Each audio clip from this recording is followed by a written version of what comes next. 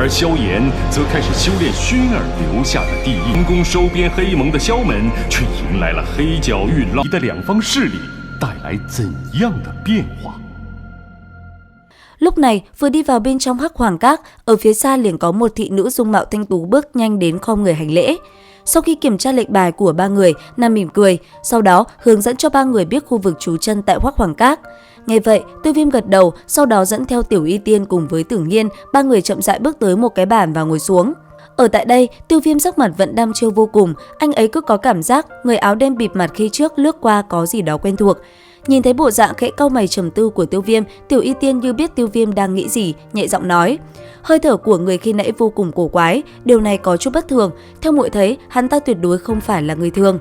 Nghe vậy, Tiêu Viêm trầm tư một hồi lâu, cuối cùng chỉ đành phải thở ra một hơi, âm thầm nói: có lẽ do cảm giác của ta sai. Sau đó là nghe những tiếng xì xào bên cạnh mình, Tiêu Viêm biết được trong các thế lực đến dự đấu giá hội lần này cũng có Tiêu Môn. Chưa hết, lắng nghe thêm một chút, Tiêu Viêm còn nắm được một vài tin tức về Bồ Đề Hóa Thể Tiên được đám người Hắc Hoàng Các tung ra. Cuối cùng, sau một hồi nghe ngóng, nhìn hai người bên cạnh, Tiêu Viêm nói: xem ra tất cả thông tin về đấu giá hội chúng ta đều biết sau cùng. Từ đây đến lúc đấu giá hội bắt đầu còn khoảng 3 ngày, trong 3 ngày nữa sẽ còn có nhiều các thế lực cùng với các cường giả chạy vào. Đi thôi, thời gian cũng không còn sớm, nghỉ ngơi một đêm, ngày mai ta cũng phải tranh thủ luyện chế một vài đan dược. Nghe vậy, Tiểu Y Tiên khẽ gật đầu, sau đó ba người liền đi ra bên ngoài. Thế nhưng vừa bước ra cửa thì phía xa có một đám người hùng hổ đi tới. Sau đó một tên thanh âm vang lên nói: tên Vương Bát Đản, chính ngươi đã lấy mạng người Khuê Lang Bang ta ở ngay cửa thành đúng không? Chỉ là vài tên cặn bã mà thôi. Tiểu tử ngông cuồng, trong số những người đó còn có cháu ruột của ta, vậy ngươi giải quyết chuyện này như thế nào đây? Muốn thế nào tùy các ngươi. Ta là Khuê Sát, ban chủ Khuê Lang Bang, người có bản lĩnh thì đưa ra một thế lực khiến cho ta kiêng kỵ, nếu không cũng đừng trách ta độc ác. Không cần thử, yên tâm, chúng ta chỉ có 3 người, sau lưng cũng không có thế lực gì lớn lao lắm, cho nên người cũng không cần quá dè chừng như vậy. Nghe Tiêu Viêm nói vậy, sắc khí mãnh liệt tuôn trào, bàn tay Khuê Sát vung lên theo tiếng gió chói tai, trực tiếp nhắm thẳng vào đầu Tiêu Viêm bổ tới. Thế nhưng vừa khi tên kia gần đánh tới người Tiêu Viêm thì anh ấy chỉ dùng một tay đã nắm cây chùy kia cản lại. Sau đó dùng một tay, Tiêu Viêm liền chém bay tên kia lùi lại. Thấy thế, thanh âm Khuê Sát run rẩy nói: ân oán này ta sẽ ghi nhớ trong lòng, ngày sau đòi lại. Nói xong, hắn liền vung tay lên, mang theo cả đám người chật vật rời đi. Thế nhưng thanh âm Tiêu Viêm rất nhanh vang lên nói: Khuê bang chủ muốn động thủ liền động thủ, muốn đi thì đi ngay sao? Người muốn thế nào? Tiếp ba quyền của nàng, nếu tiếp được thì rời đi. Dứt lời, Tiêu Viêm liền chỉ tay vào Tử Nghiên bên cạnh mình. Nghe vậy, tên kia đáp lại nói: ta thà tiếp ba quyền của ngươi chứ không chịu được sỉ nhục. Còn Tiêu Viêm, anh ấy cũng không để ý tới lời tên kia, nghiêng đầu nhìn Tử Nghiên mỉm cười nói: động thủ đi, không cần nương tay. Nghe Tiêu Viêm nói vậy, Tử Nghiên gật đầu thật mạnh, vung quyền ngưng tụ lực lượng vào nắm đấm, nàng liền phóng người lên hướng về Khuê Sát. Quyền đầu vừa xuất thủ, một vụ nổ đã liền bạo phát. Nhất thời, tên kia bị Tử Nghiên đấm trúng liền bay ra xa, trên miệng lập tức thổ huyết. Nhìn thấy cử động của Tử Nghiên, trong mắt Khuê Sát hiện lên sự kinh hãi, kêu lớn nói: Mạc thiếu, cứu ta! Nghe vậy, Tử Nghiên mặc kệ, nàng tiếp tục lao lên. Thế nhưng ở phía xa, một thanh âm vang lên nói: tiểu cô nương, hà tất nặng tay như thế?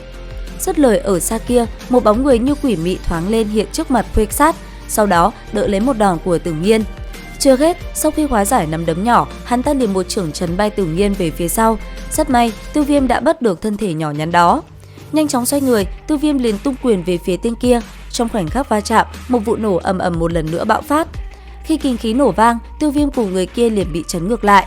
Ngay lập tức, thanh âm Tiêu Viêm đã vang lên nói: nặng tay với một tiểu cô nương như thế, các hạ có hơi quá mức không? Các hạ, tiểu cô nương này cũng không giống như người bình thường, nếu tại hạ không sử dụng chiêu thức ấy thì kết quả cũng đã tương tự như tên kia rồi. Vậy tại sao các hạ lại ra tay, hay là đồng lõa với tên này? Bằng hữu hiểu lầm, tại hạ là Mạc Nhai của Hắc Hoàng Tông, cũng chính là quản sự ở Hắc Hoàng Các, việc ta ra tay cũng là lễ thường tình. Thế tại sao lúc trước khi tên kia đến gây sự, người lại không ra tay ngăn cản?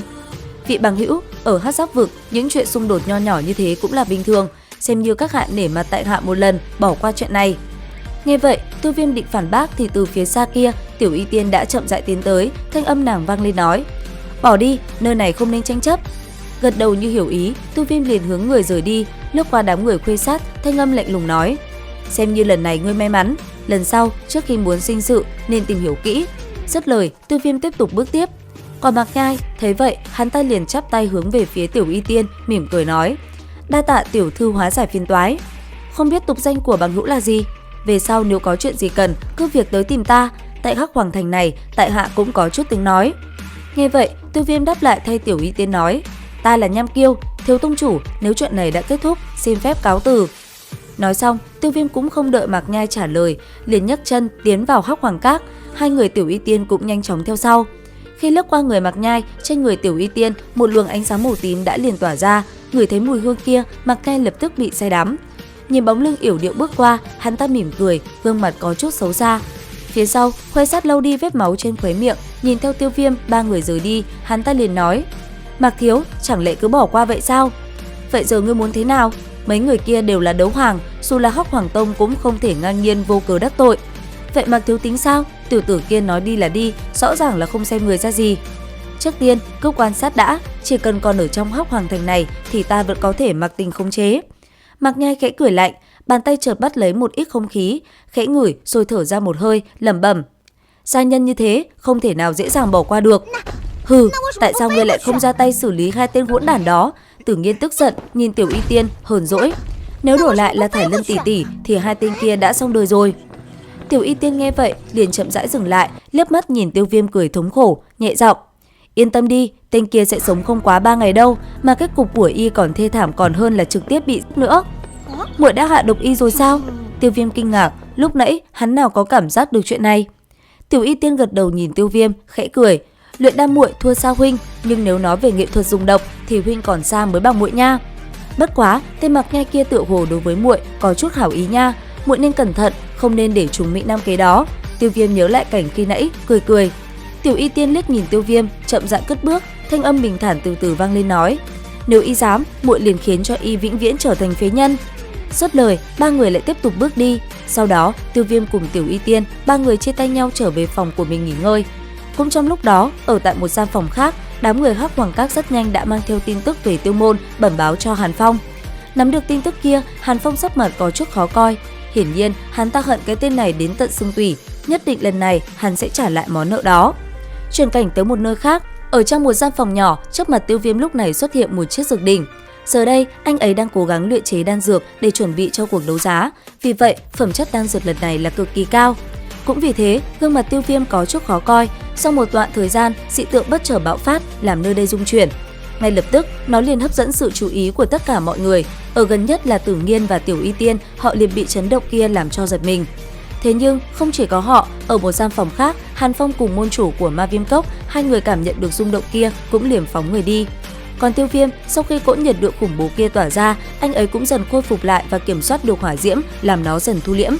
Đến đây thì hết tập 76/5 Đấu Phá Thương Khung. Xin chào và hẹn gặp lại các bạn ở những video tiếp theo.